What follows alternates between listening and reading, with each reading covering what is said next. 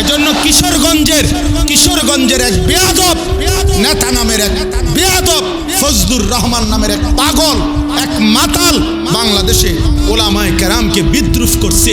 এই বেয়াদব ইনশাআল্লাহ প্রকাশ্য জমিনে বাংলাদেশে বেইজ্জতি হবেই হবে ইনশাআল্লাহ।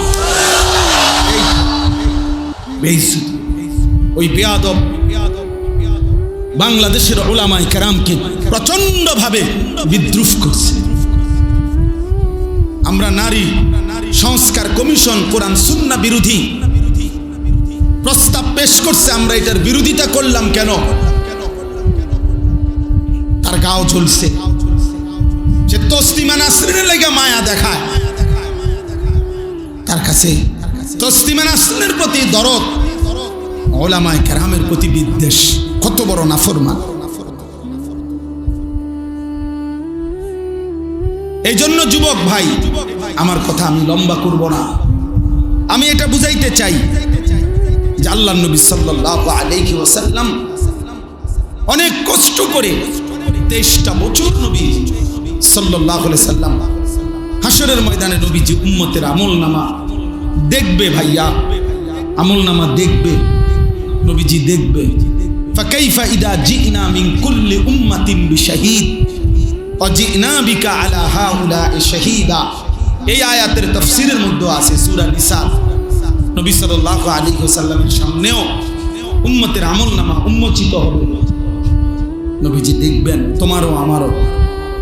তো নবী যখন দেখবেন, আহা আমার উম্মত সেই উম্মত যার আমলনামার মধ্যে 365 দিনের এক বছরে কোনো দিন ফজরের নামাজ পড়ে নাই। আল্লাহর নবী বলবেন, উম্মত এটা কি আমলনামা? আমার 23 বছরের চোখের পানি, আমার তায়েফের রক্ত, আমার দান দান শহীদ করা উহুদের রক্ত, আমি ক্ষুধার কষ্টে পেটে 2টা পাথর বাঁধছিলাম, আমি রক্তের উপরে উহুদের প্রান্তরে গড়াগড়ি খাইছিলাম,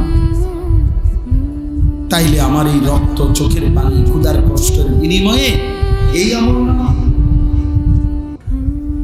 দিন রাত নারী, ছবি, মদ, জুয়া, জিনা, ব্যভিচার, সুদ, ঘুষ, হারাম উপার্জন, এর জন্য আমার এত কান্না। বলো ভাই, কি জবাব হয়? বাবারা বলেন, কি জবাব বলেন? 30 বছর যিনি সুদ খাইতেছেন, আপনি কেমনে দাঁড়াইবেন? 30 বছর ধরে, 60 বছর ধরে যিনি বিড়ি সিগারেট খান, আপনি নবীজির সামনে কেমনে দাঁড়াইবেন? 60 বছর বয়সেও যারা রঙিন টেলিভিশনে নাচ গান দেখেন, আপনি কেমনে দাঁড়াবেন? কি বলবেন? এই বলেন না, কি বলবেন? বলেন। আজকে 20 বছর 25 বছর ধরে যার স্ত্রী বেপর্দা, আপনি স্বামী, মুসলমান স্বামী, কেমনে আল্লাহর সামনে দাঁড়াবেন? যার ছেলেটা 18 বছর 20 বছর, আপনি জীবিত বাপ জীবিত থাকতে, মা জীবিত থাকতে, ছেলেটা কোনোদিন ফজরের নামাজ পড়ে না, একটা হাইওয়ান জানোয়ারের মতো ঘুমায় থাকে। আহা, ওই বাপ কি বলবে? আল্লাহ কি বলবে? সংসার মানে কি? সংসার মানে খাট পালং, সংসার মানে সোফা, সংসার মানে তো স্ত্রী সন্তান। মানুষ তো সংসার বলে স্ত্রী সন্তানকে। কেউ যদি বলে আমি আমার পরিবার নিয়ে বেড়াইতে আসছি, মানে আমার যে খাট পালং, সোফা টোফা, ইডি লইয়া বেড়াইতে আসছি, ঠিক না? তো কি বউ বাচ্চা নিয়ে আসছি? কথা বলেন না কেন? মানুষ যখন কথায় কথায় বলে যে আমি পরিবার নিয়ে আসছি বেড়াইতে, অর্থ কি? বউ বাচ্চা নিয়ে আসছে। তাহলে পরিবার বলে কাকে? বউ বাচ্চাকে। সংসার বলে স্ত্রী সন্তানকে।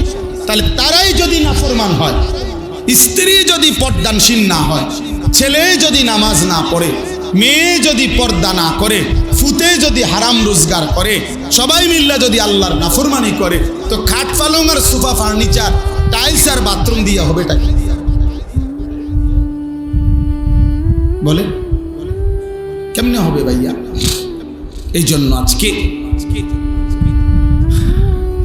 আমরা এটা ইনসাফের সাথে আজকে ফিকির করি।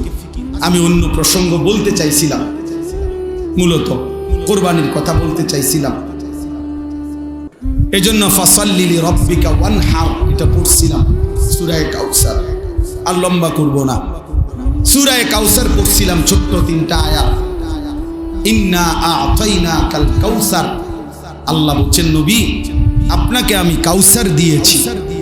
কাউসার শব্দের 2 অর্থ, এক হলো খাইরে কাসীর, দুনিয়া আখিরাতের অগণিত কল্যাণ আমি আপনাকে দিয়েছি। এজন্য ভাইয়া আমরা সেই নবীর উম্মত যে নবীকে আল্লাহ দুনিয়াতেও শ্রেষ্ঠ কল্যাণ দিছে, যাকে আল্লাহ আখিরাতেও শ্রেষ্ঠ কল্যাণ দিছে। এবং রাসূল এত বড় নবী, এত বড় শ্রেষ্ঠতম মায়ার নবী পেয়ে কেউ যদি পথভ্রষ্ট হয়, আফসোস আফসোস।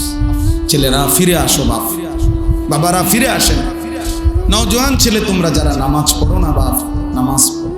আগামীর পৃথিবীতে মাহাদির পক্ষে যদি যুদ্ধ করতে হয়, দাজ্জালের বিরুদ্ধে যদি লড়তে হয়, সেজদা লাগবে। সেজদা কি লাগবে? হাদিসে আছে ঈসা আলাইহিস সালাম আসরের নামাজের সময় নেমে আসবে জমিনে, আর ফজরের নামাজ পড়ে ইমাম মাহাদির বাহিনী নিয়ে ফজর পড়ে মাহাদি এবং ঈসা ফজরের মুসল্লি, ফজরের মুমিনদেরকে সাথে নিয়ে দাজ্জালের বিরুদ্ধে চূড়ান্ত শেষ লড়াই নামবে, শুরু করবে।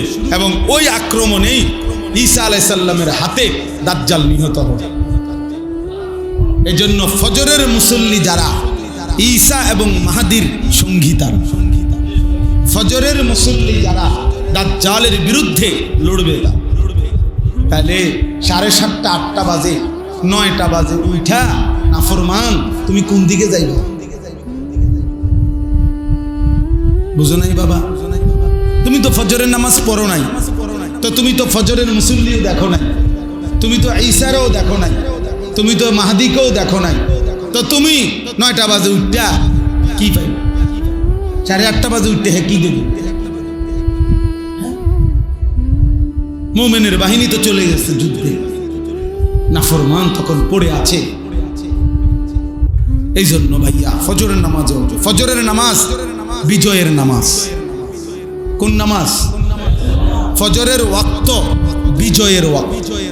হ্যাঁ হ্যাঁ, এই আজিব কথা শুনেন। এই যে 10ই মে, এই মাসের 10 তারিখ শনিবার ফজরের নামাজ পড়ে সারা পৃথিবীর চ্যানেলে আসছে, এটা সব খবরে আসছে।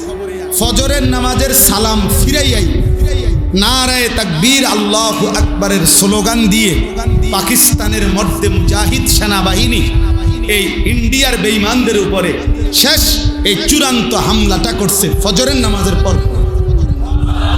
হ্যাঁ, আমি নিজে দেখছি ফজরের এই দিনকার শেষ ঘটনা। ঠিক 3 ঘন্টা লাগে নাই। বললাম না আমেরিকার বুড়া আব্বা, হ্যাঁ আমেরিকার বুড়া মিয়া ইন্ডিয়ায় ফোন দিছে, থাইমালাও ছাড়তা না, উড়াইয়া লাইব উড়াইয়া। হ্যাঁ, দোনো বুড়া ঠান্ডা হয়ে গেছে।